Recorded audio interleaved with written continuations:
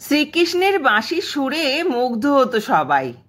শ্রীকৃষ্ণ বলতে বাঁশি হাতে তার ছবি আমাদের চোখের সামনে ভেসে ওঠে। এই বাঁশির সুরে পাগল হয়ে সংসার ছেড়ে বেরিয়ে আসতেন রাধিকা।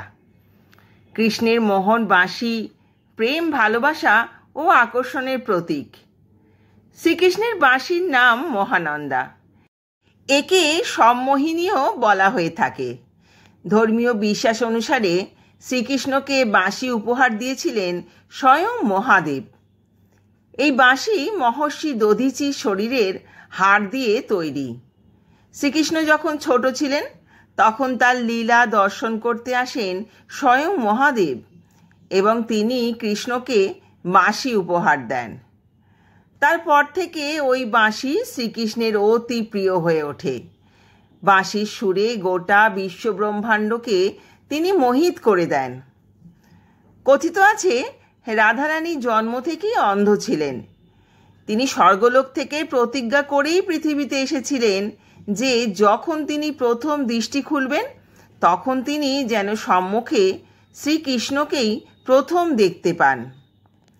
শ্রী রাধা আর কৃষ্ণ খুব ছোট বয়স থেকেই তাদের আধ্যাত্মিক প্রেমের স্বাদ আস্বাদন করছেন। শ্রীকৃষ্ণের জীবনে তার দুটি জিনিস খুব প্রিয় ছিল, এক রাধা আর তার বাঁশি।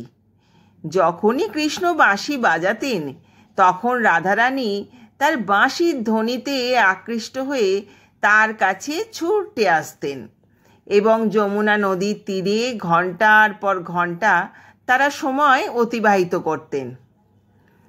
একবার শ্রীকৃষ্ণের মামা কংস জানতে পারলেন যে কৃষ্ণ বৃন্দাবনে আছেন।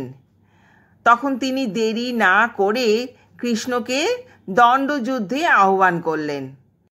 এই কথা জানতে পেরে মা যশোদা সমস্ত বৃন্দাবনবাসী এবং রাধাকে ছেড়ে শ্রীকৃষ্ণকে নিয়ে মথুরায় চলে যান।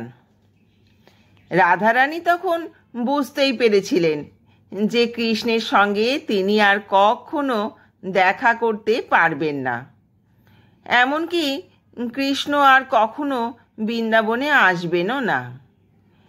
এই জন্য মথুরা যাবার আগে রাধা শ্রীকৃষ্ণের কাছ থেকে দুটি প্রতিশ্রুতি আদায় করে নিলেন।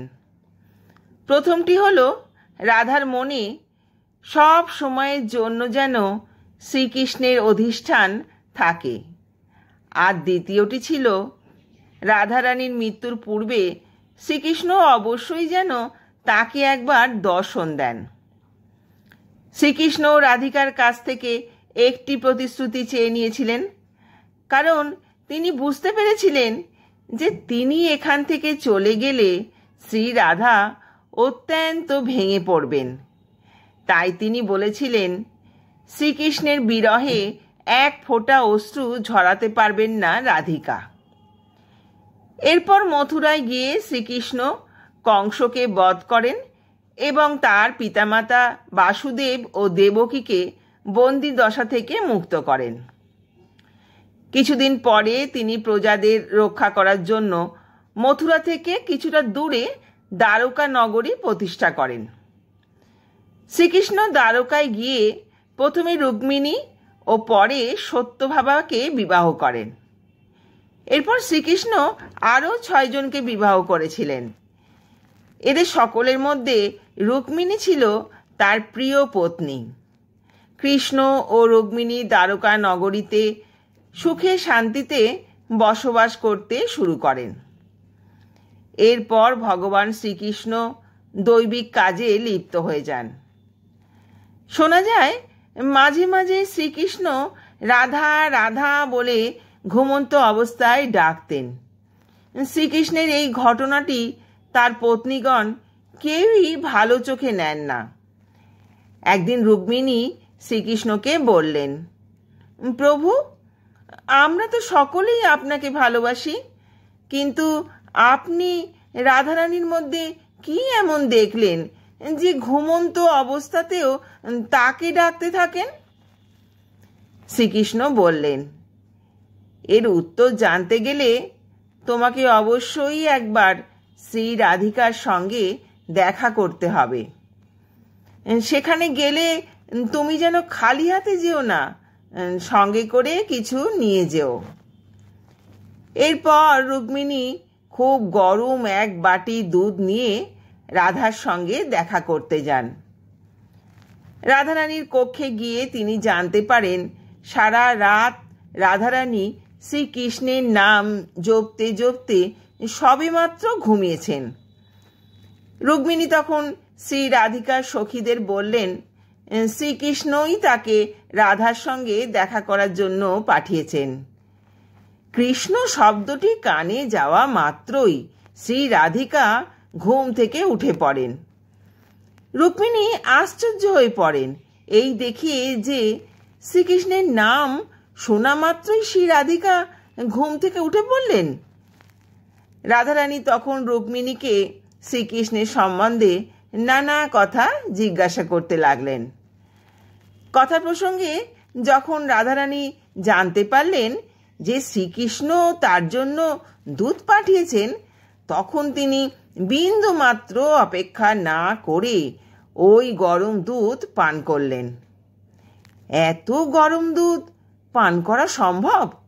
এই দেখে রুক্মিণী বিস্মিত হয়ে গেলেন। এরপর তিনি দ্বারকায় ফিরে গেলেন। রাতে যখন শ্রীকৃষ্ণের পদসেবা করছিলেন, তখন রুক্মিণী লক্ষ্য করলেন শ্রীকৃষ্ণের পায়ে ফোস্কার দাগ।